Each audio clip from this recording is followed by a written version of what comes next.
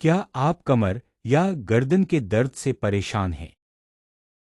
तो ये छोटा सा लेकिन असरदार रोलिंग एक्सरसाइज आपकी बहुत मदद कर सकता है।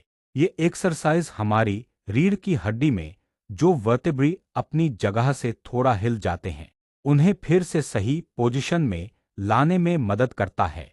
इससे दर्द धीरे धीरे कम होता है और हमारा पोस्चर भी सुधरने लगता है।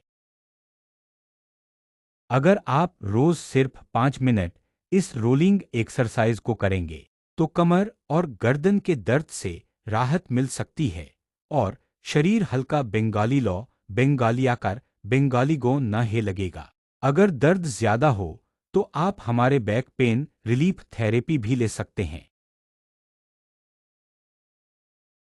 जहां हम करते हैं भायर कपिंग, डीप टिश्यू मसाज, चिरो